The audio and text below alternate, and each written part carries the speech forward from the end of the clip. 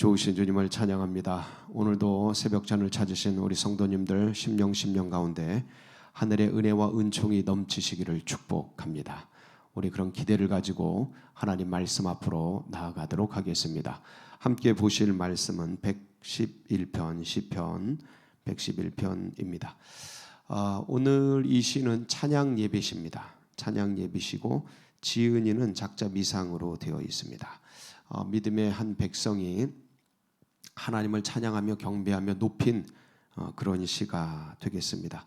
오늘도 우리가 이 새벽 예배를 드리며 하나님 앞에 나와서 주님을 경배하고 찬양하며 예배드리는 이 시간 아니겠습니까? 아마도 이제 우리와 같은 어떤 옛날에 우리 선조들 중에 한 사람, 믿음의 선조들 중에 한 분이 이 시를 지은 것이죠. 오늘 우리가 이 땅을 살아가면서 이 시는 다시 우리에 의해서 찬양되어지고 고백되어지고 우리의 입에서 읊조려지는 그런 복된 날이 되기를 소망합니다. 감사 예배시인데 무엇을 감사하고 무엇을 예배했고 무엇을 찬양했는가. 오늘은 이 작자 미상의 한 시인이 하나님이 행하신 일에 대해서 찬양을 드렸습니다. 구체적으로 무슨 일을 했는지는 나와 있지 않습니다. 근데 우리 하나님이 행하신 일들이 얼마나 생각해 보면 신묘막측하고 은혜스러운지 그분이 하신 일, 행하신 사역, 이루신 역사, 그것을 찬양한 것이죠. 오늘 우리 성도님들도 하루 종일 이제 또 삶을 사시면서 가정에서, 직장에서, 사업장에서 또 뭐 학원에서 여러 곳에서 있는 곳에서 처소에서 하나님이 나를 위해 행하신 일, 하나님이 우리 민족을 위해 행하신 일, 하나님께서 이 역사 속에 행하신 일들을 생각하시면서 그분을 찬양하고 그 은혜에 감격하는 감동적인 그런 복된 하루 되기를 바랍니다. 1절을 보면 할렐루야, 하나님을 찬양하라는 소리죠. 할렐루야. 내가 정직한 자들의 모임과 회중 가운데서 전심으로 여호와께 감사하리로다. 선민 믿음의 백성들 그 가운데서 하나님께 찬양하고 하나님께 감사하는 것이죠. 뭘 감사하고 뭘 찬양할까요? 2절 여호와께서 행하시는 일들이 크시오니. 여호와께서 뭐 하신 일이요? 이 성경은요 사복음서에 대해서 제가 늘 얘기할 때 마태마가 누가 요한은 하나님의 그러니까 우리 예수 그리스도의 사역과 예수 그리스도의 인격 두 가지를 크게 나누어서 말씀하신 것이다. 예수 그리스도의 사역은 왕 대신 사역과 마태복음, 종 대신 사역 마가복음. 그리고 예수 그리스도의 인격은 인간이신 완전한 인간이신 예수 그리스도 누가복음, 완전한 신이신 예수 그리스도 요한복음.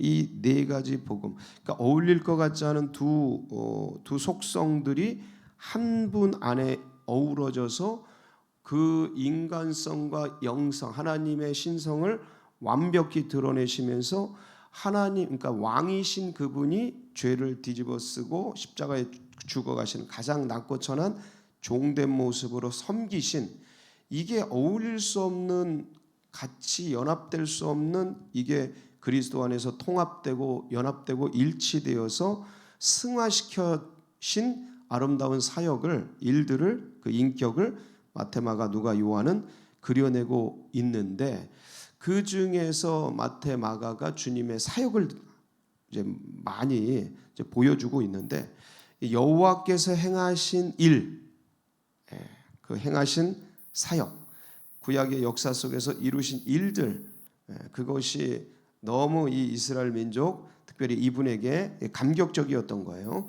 그래서 그 일들을 기리고 싶다. 3절 그의 행하시는 일이 존귀하고 어미하며 그의 의가 영원히 서 있도다. 그분이 행하시는 일들 너무 놀랍다, 감격적이다, 너무 의롭다. 그래서 그의 기적을, 그가 행하신 일들은 다 기적이에요. 다 기적이야. 그의 기적을 사람이 기억하게 하셨으니, 그러니까 기억해야 되는, 우리가 꼭 기억해야 되는 거예요. 다 잊고 살 수 있는데 그것을 기억하고 감격하고. 근데 이게 자꾸 잊어먹고 사는데요. 근데 연세 드시면 확실히 그런 게 본능적으로 기억이 나시나 봐요.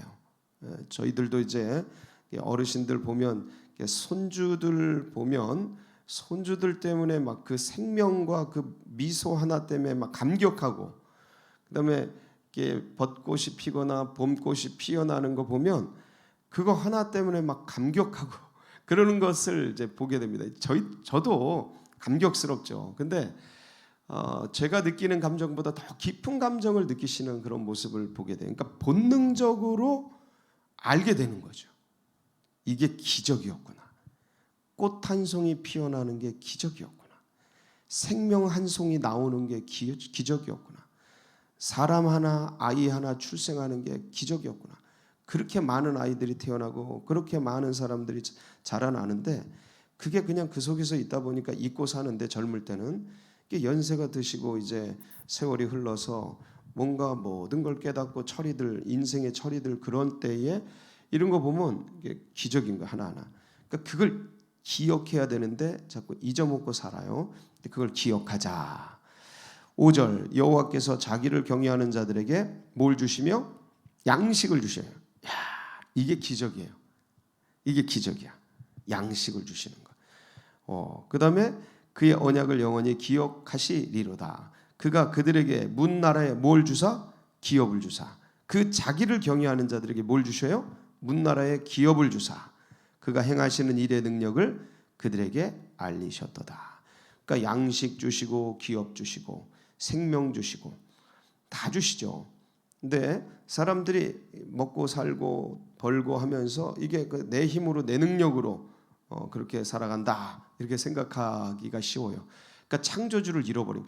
그러니까 지금 이 역사 속에서 하나님이 행하시는 일들, 그다음에 그분이 우리 인생 가운데 이루시는 일들을 찬양하고 고백하고 영광 올려드렸는데, 근데 여러분 한번 곰곰이 생각해 보겠습니다. 그럼 진짜 하나님께서 우리에게 행하신, 인류에게 행하신, 우주에 행하신 가장 큰 일이 뭐겠습니까? 다 제각각 어떤 이게 가장 큰 일이다, 저게 가장 큰 일이다, 홍해를 가르신 일이 가장 큰 일이다, 바벨론으로부터 끌어낸 게 가장 큰 일이다, 요단강을 가르신 게 가장 큰 일이다, 뭐 여러 가지 만나 메추라기 내리신 게 가장 큰 일이다 얘기할 수 있겠습니다. 근데 그런 여러 가지 중에서 객관적으로 성경에서 정말 가장 큰 일이 뭘까? 뭐겠습니까? 예, 창조입니다. 창조. 제가 늘 말씀드리죠. 성경 66권을 압축하면 어디로 간다? 창세기 1장 1절로 간다. 왜 그럽니까? 창조주를 기억하는 사람은요, 구원주를 믿습니다. 구원주를 아는 사람은 심판주를 기다리게 돼요. 이게 원리입니다. 원리. 그러니까 나를 누가 낳았느냐를 아는 사람은 그분을 섬겨요.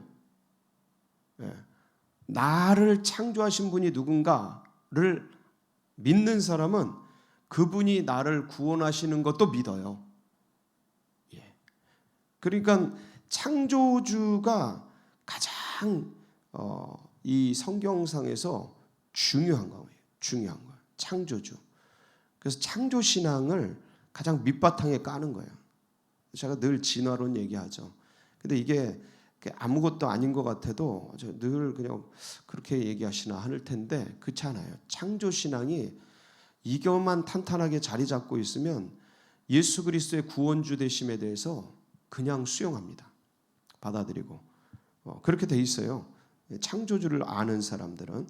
그래서 창조 신앙이 어마무시한 거예요. 우주 만물을, 그러니까 창조 신앙을 믿는다는 것은 나의 존재가 어디로부터인가를 믿는 거예요. 존재. 그러니까 뭔가 존재해야 믿든지 말든지 구원하든지 뭐 심판하든지 할 거 아닙니까? 이론적으로 뭔가 있어야 재판하든지 그 존재가 죄를 짓든지 할 거 아니에요. 그러니까 이론적으로 가장 근원적인 하나님의 역사의 최고봉은 뭐냐? 창조. 그러니까 만물이 창조된 걸 보면서 신비롭고 인간이 창조된 걸 보면서 걸작이고 대단하고 감동적이고, 그렇죠? 우주를 만드시고 지구를 만드시고 인간, 그 중에 누굴 만드셨어요? 나를 만드셨죠. 그러니까 나를 만드셨기 때문에 내가 믿음을 알게 되고 구원을 받게 되고, 그 다음이 뭘까요? 구원이죠. 창조되었는데 이 창조된 존재가 창조주를 모르고 있어요. 그러죠? 그러다가 어느 날 주 예수 그리스도의 십자가의 은혜를 알게 되죠. 그리고 그걸 통해서 내가 어떤 존재인지를 깨닫게 되고, 그리고 구원에 이르게 되는 놀라운 역사. 그러니까 여러분, 창조가 태어남, 탄생이라 하면 구원은 다시 태어남을 얘기해요. 중생이라고 하죠. 그러니까 탄생과 중생, 이게 성경의 가장 큰 태제예요. 이건 뭐 말할 수 없어요.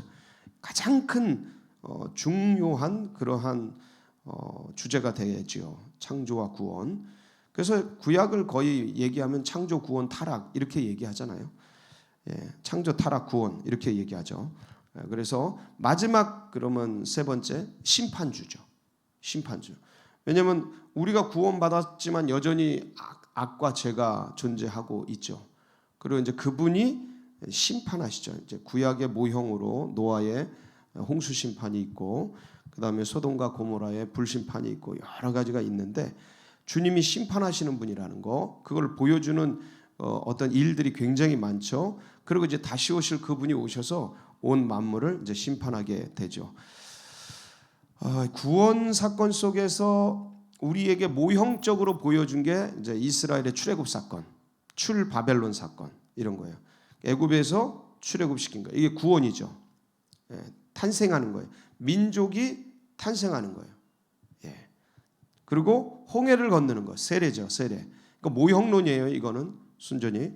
그리고 광야를 40년간 이제 헤매게 되죠. 이게 옛 자아를 벗어내는 내면의 치열한 투쟁 과정이죠. 들어온 믿음과 옛 자아의, 옛 이방인의 풍속과 치열한 싸움. 영적인 이 영성과 옛적인 음성이 막 치열하게 싸우는 거예요.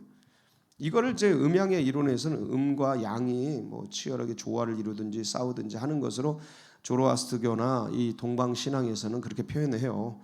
태극 신앙 뭐 이런 걸 통해서. 근데 이 광야에서 옛자와 새로운 그 믿음의 성품이 치열하게 다투고 쓰러지고 넘어지고 하여간 이런 번씩 이러다가 요단강을 건너죠. 이게 성결. 요단강을 건너는 거예요. 요단강을 건너고 나서는 다시는 이스라엘 백성들이 애굽으로 돌아가자는 말을 안 합니다. 그거 아시죠? 애굽으로 돌아가자 이 얘기를 안 해요. 그러니까 이미 이제 어느 단계에 올라선 거예요. 그리스도 예수의 장성한 성품에 분량에 딱 서게 된 거예요. 그러고서 이 요단강 건너서 가나안, 이게 바로 이제 약속의 땅이고, 이 모형론에 의하면 여기가 이제 천국, 영생의 땅으로 생각하시면 되죠. 이 일들을 행하신 거예요, 주님이. 지금 제가 말씀드린 거는 스토리를 얘기했는데 이게 전부 기적이에요. 말할 수 없는 기적. 그러니까 생각하고 자꾸 미시적으로 구체적으로 디테일하게 생각해 보면 내가 숨 쉬는 게 기적이야. 요 손가락 움직이는 게 기적이에요. 여러분, 지금도 과학 문명이 인간의 전 우주의 모든 과학자들이 이걸 못해요. 요 손가락 움직이는 걸. 이거 로봇 못합니다, 절대. 이렇게 자연스럽게. 손가락 끼깃 이렇게 움직이는 거, 약간 움직이는 이런 거 해내는데 몇천 년이 걸린 거예요. 이걸 못한다니까요, 지금도. 이걸 이렇게 움직이도록 못해요, 자연스럽게. 안 됩니다. 안 돼. 아직도 과학 문명이. 이게 기적인 거예요. 내가 걷는 거, 무릎 다쳐보고 인대 나가보고, 그 다음에 이거 뭐 연골 찢어져 보고 다 해보니까 알게 되는 거예요. 야, 이 무릎 하나 계단 내려갈 때 얼마나 불편한지 몰라요. 무릎 하나 이게 자연스럽게 돌아가는 게 기적이었구나. 잘 모르는 거야. 근데 살면서 자 나중에 알아가요. 이제 생명 자체가 기적이었구나. 죽음 앞에서 사형 선고 받은 분들은 생명 자체가 기적이었구나. 그러니까 모든 게 기적인 거예요. 머리 이거 머리가 까맣고 저 머리 하얘 보니까 머리 까만 게 기적이네, 기적. 예? 머리 빠지신 분들은, 저도 이제 가운데 많이 빠지고 있는데 머리 빠지신 분들은 그럴 거예요. 머리가 자라나는 거 하나가 기적이다, 이런 거. 이런 거. 그러니까 하나 생각. 여러분 손에서 이게 물이 나와요. 조금씩 미세하게 기름 손에서. 근데 얼굴에서는 물하고 기름이 나와요. 근데 손에서는 물만 나와요. 모르시죠? 기적이에요, 기적. 미끄러지지 않게. 근데 물이 안 나오면 손이 갈라져요. 여름날 기근 때 논바닥 갈라지듯이 손이 갈라져요. 근데 그걸 미세하게 습기가 나오고 물이 나오면서 촉촉히 적셔주면서 미끄러지지 않게 물건을 집을 수 있도록 이렇게 하는 거예요. 이건 과학이 감히 따라올 수가 없어요. 이 기적이에요, 기적. 지금도 인간이 만들어내지 못하는 거예요. 여기서는 물하고 기름하고 나와서 얼굴을 매끄럽게 하고 뽀얗게 하면서 다 그런 건 아니지만 어쨌든 그렇게 만들어주시는 기적을 행하시죠. 이게 놀라워요. 그래서 이런 모든 생명체 활동 자체가 기적이고 은혜고, 그런데 이걸 잊어먹고 살고 까먹고 살고 그러고 있다가 어느 날 뭔가 상실하고 잃어버리게 될 즈음에 기억하게 되는 거죠. 창조주를 기억하고 구원주를 기억하고 심판주를, 이제 내가 다시 심판을 받게 될 터인데 하는 심판주를 깨닫게 되고 그렇게 되는 거죠. 그래서 우리가 잊지 말자. 우리 4절 말씀 한번 볼까요? 4절 시작. 그의 기적을 사람이 기억하게 하셨으니. 자, 우리 뭐를 잊지 말자? 하나님이 행하신 기적을 잊지 말자. 나를 존재하게 하시고 나에게 오늘도 생명 허락해 주시고 오늘도 이 의식을 돌이켜 주셨잖아요. 이 의식이 가면 안 돌아와요. 근데 기가 막히게 아침마다 돌아오잖아요. 이 기적을 나에게 행하셔서 오늘을 살게 하시고, 오늘 참 이 세상 현실이 쉽잖아요. 답답하고 코로나 재앙으로 가득 차 있고 경제적 풍파로 이제 막 밀려오고 답답하고 사람들 못 만나고 어디 가지고 예배조차 못 드리고 여러 가지 압력이 있고 힘든 일이 있고 관계에서의 또 자녀들과의 어려움 속에 여러 일들이 있지만 그런 거 생각하면 한숨이 나오고 답답하고 괴롭죠. 그런데 이 일들을 기억하세요. 이 생명을 주시고 나를 존재케 하시고 나에게 오늘도 의식을 회복시켜 주시는 그분이 오늘도 내게 기적을 행하고 계시다. 이걸 생각하면 힘이 나요. 응전할 힘이 난다고요. 그 상황을 다스릴 에너지가 나온다고. 능력이 나온다고요. 근데 이거 생각 안 하면 한숨이 나오고 답답하고 짓눌리고 침체되고 사람이 쫄아들고 그렇게 된단 말이에요. 그러니까 상황 환경 의식하면 내게 밀려오는 게 그것밖에 없어요. 인간이 다 똑같아요. 젊으나 나이가 드나 똑같아요. 상황 환경 처지 여건 이거 생각하면 한숨이 폭폭 나와요. 근데 누구를 바라보면 주님을 바라보면서 주님이 내게 행하신 기적을 생각하면 할렐루야, 아들을 내어주신 이가, 기적 중에 그런 가장 큰 기적이 뭐예요? 십자가. 어떻게 이게 가능해요? 한 사람이 죽어 어떻게 인류 전체가 구원받아요? 기적 아니에요? 부활. 어떻게 죽은 게 살아나요? 기적이죠. 근데 자세히 생각해보면 죽은 게 다 살아나. 우리 죽죠? 육이 죽어서 영적으로 얘기 안 하고 실제적으로 육이 죽어 우리가 죽으면 그 자리에서 별꽃이 다 피어나요. 신기하게. 이게 애벌레가 죽죠? 그럼 거기서 나비가 나와요. 신기하죠. 기가 막히다니까요. 그래서 이 겉사람이 죽어 속사람이 태어난다니까요. 이게 신비죠.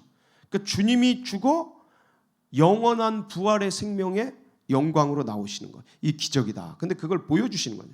기적이다. 이걸 잊지 마시고 오늘도 이 기적을 가슴에 품고 꼭 기억해야 될 것은 하나님께서 5절 그를 경외하는 자들에게 뭘 주셔요? 양식을 주시고. 만나와 메추라기 주신 이유가 뭐였다? 신명기 8장 2절 3절 한번 볼까요? 시작. 여호와께서 내 하나님 여호와께서 이 40년 동안에 내게 광야 길을 걷게 하신 것을 기억하라. 이는 너를 낮추시며 너를 시험하사 내 마음이 어떠한지 그 명령을 지키는지 지키지 않는지 알려 하심이라.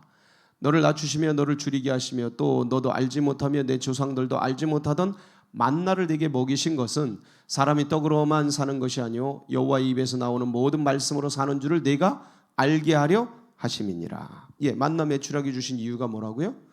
사람이 떡으로 사는 게 아니고 뭐로 사는 거예요? 하나님 말씀, 은혜, 이거로 사는 거. 내가 지금 육체는 떡과 빵으로 살지만, 돈으로 살지만 인간이 육으로 된 게 아니고 영으로 이루어졌잖아요. 영을 감싸고 있잖아요, 몸이. 그 영은 그로 사는 게 아니고 여호와의 말씀, 은혜, 그거로 사는 것임을 잊지 않게 하려고. 그 신명기 8장 16절 18절에 보면 잊지 말아야 될 것이 또 있죠. 시작. 내 조상들도 알지 못하던 만나를 광야에서 내게 먹이셨나니 이는 다 너를 낮추시며 너를 시험하사 마침내 내게 복을 주려 하심이었느니라. 그러나 네가 마음에 이르기를 내 능력과 내 손의 힘으로 내가 이 재물을 얻었다 말할 것이라. 네 하나님 여호와를 기억하라. 그가 네게 재물 얻을 능력을 주셨습니다. 이같이 하시면 네 조상들에게 맹세하신 언약을 오늘과 같이 이루려 하심이니라. 그러니까 기억하라는 거예요. 기적을, 능력을, 여호와를 기억해라. 그가 네게 뭘 줘요? 재물 얻을 능력, 양식, 은사, 은혜, 달란트, 직임, 직분, 사명, 비전, 기업, 이거를 주신 거라. 이거 잊지 말아라. 이 기적을 잊지 말아라. 그냥 된 것처럼 말하지 말아라. 내가 내 노력으로 내 능력으로 받은 것처럼 말하지 말아라.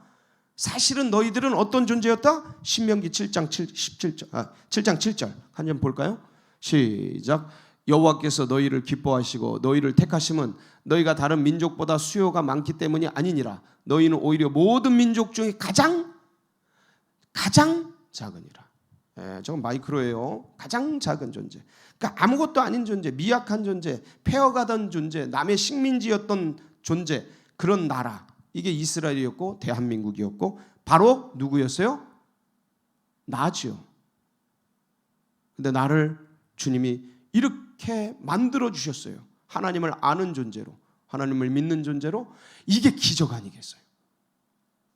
이방인의 풍속을 쫓다 이렇게 외인이 되어서 그렇게 불순종의 아들들 가운데 살아갈 인생이 여름날 들풀처럼 나타났다 사라질 아무것도 아닌 것처럼 지나갈 인생이 영원하신 생명, 영생의 주님, 천국의 소망을, 하나님 나라를 품으며 구원의 은총을 받아 그 삶을 살아가는 존재가 되고 그 영원하신 만물을 지으신 창조주를 믿고 섬기며 살아갈 수 있는 은택을 주셨으니 이게 기적이다. 이 기적을 잊지 말고 오늘도 가슴에 잘 박힌 못처럼 잘 새겨서 주님을 찬양하며 복되게 살아가는 귀한 날 되시길 축복합니다. 같이 기도하시겠습니다.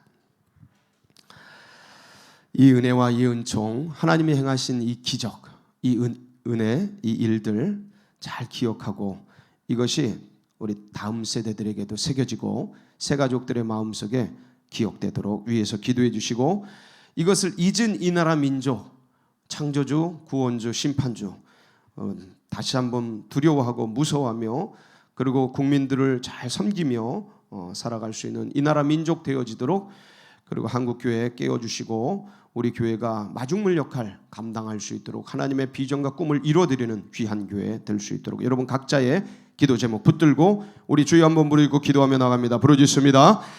주여 할렐루야.